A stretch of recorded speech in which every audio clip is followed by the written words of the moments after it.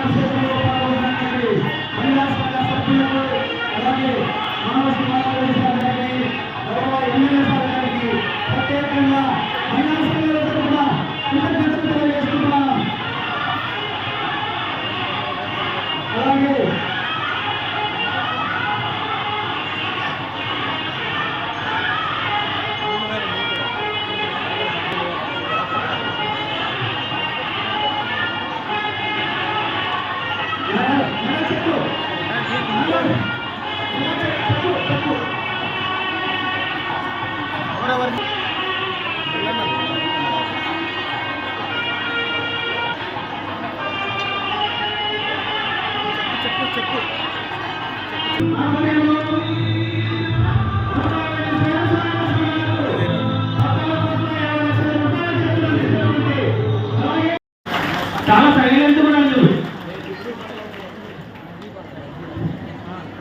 అందరికీ నమస్కారము. నా పేరు ప్రమీల నారాయణ. ఇక్కడ వేదికను అలంకరించినటువంటి మాండ్ర శివానందరెడ్డి సార్ గారికి, అలాగే మన నందికొట్కూరు నియోజకవర్గ ఎమ్మెల్యే గిట్టా జయసూర్య గారికి, అలాగే నా తోటి మహిళలకు వేదికను అలంకరించినట్టు ఈ రోజు మడి పథకం అనేది ప్రతి కుటుంబంలో అందరూ లబ్ధి పొందుతున్నారు. ఈ చక్కటి అవకాశాన్ని మన నారా చంద్రబాబు సార్ గారు మనకు మహిళలకు మాత్రమే ఈ ఉచిత బస్సు ప్రయాణం ఇచ్చినందుకు అందరి తరఫున ఉచిత సిలిండర్లు 2 విడతలుగా పడడం జరిగింది. అలాగే తల్లికి వందనము, అన్నదాత సుఖీభావాలు, ఇంకా ఇలాంటి పథకాలు ఎన్నో ముందుకు తీసుకురావాలని కోరుతున్నాను.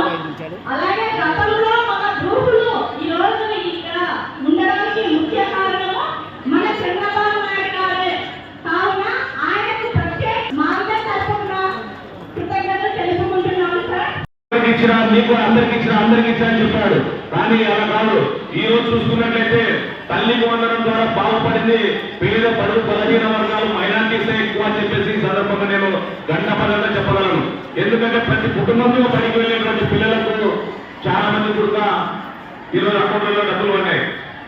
అయితే ఐసిడిఎస్ డిపార్ట్మెంట్ లో పనిచేసేటువంటి వాళ్ళకు కొంత అభద్రతా భావం ఉంది.